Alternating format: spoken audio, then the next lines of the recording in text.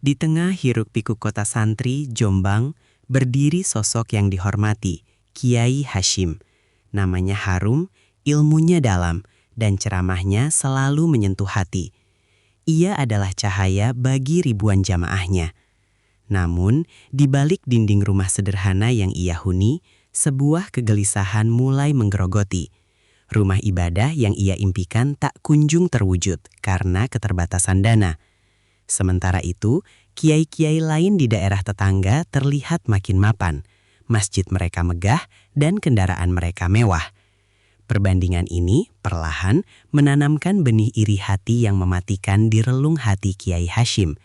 Sebuah bisikan tipis yang mengatakan bahwa kesolehan saja tidak cukup untuk mencapai kejayaan duniawi yang ia idamkan.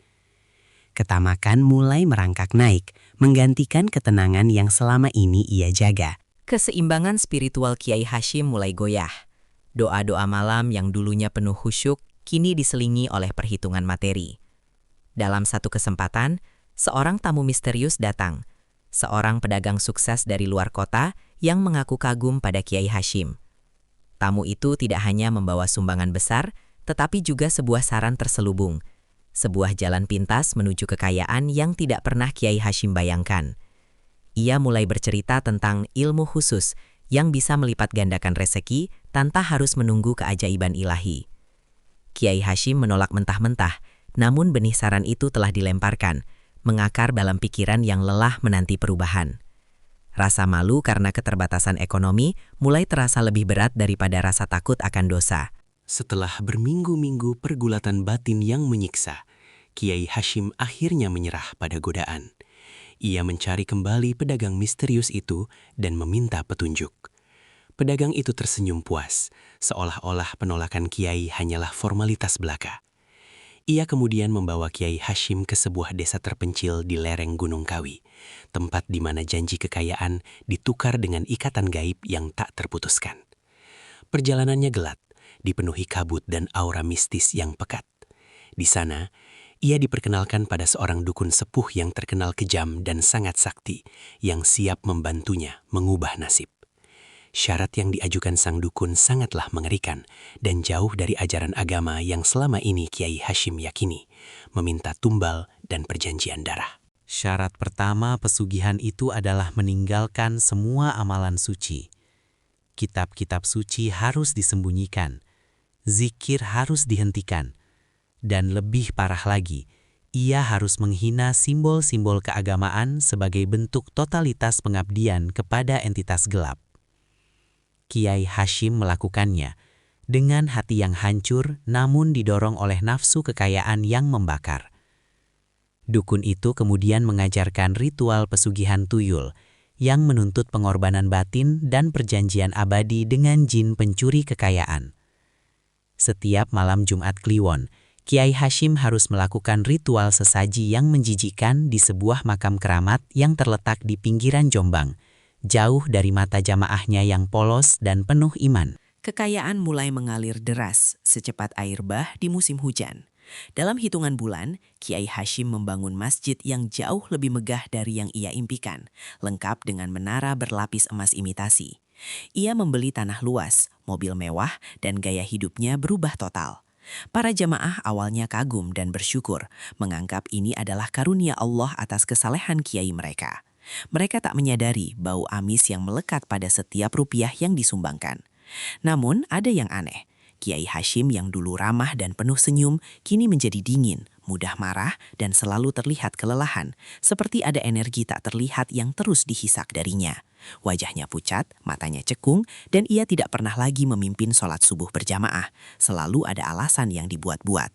Anak-anak Kiai Hashim dan istrinya mulai merasakan dampak spiritual dari ritual gelap ini. Mereka sering sakit-sakitan tanpa alasan medis yang jelas. Istrinya, seorang wanita solehah, mulai curiga ketika ia menemukan benda-benda aneh tersembunyi di bawah bantal Kiai Hashim. Kain kafan kecil yang dibungkus dengan rajah berbahasa Jawa kuno. Ketakutan menyelimutinya, tetapi ia takut bertanya. Pada saat yang sama, Kiai Hashim semakin paranoid. Ia memasang sistem keamanan yang berlebihan di rumahnya dan sering berteriak dalam tidurnya, memanggil nama-nama yang asing dan menakutkan, seolah-olah ia sedang berdialog dengan sosok tak kasat mata yang menuntut sesuatu darinya. Ketentraman yang dibeli dengan harta itu jauh lebih mahal daripada kemiskinan yang dulu ia derita. Tuntutan pesugihan ini semakin berat. Sang dukun mengingatkan bahwa kekayaan yang didapat harus terus dipelihara dengan memberi makan tuyul itu. Dan makanan yang paling disenangi adalah kebahagiaan dan energi positif dari pemiliknya.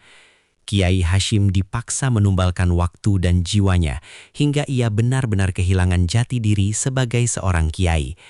Ia semakin menjauhi pertemuan keagamaan dan menghindari tatapan mata jamaah yang tulus.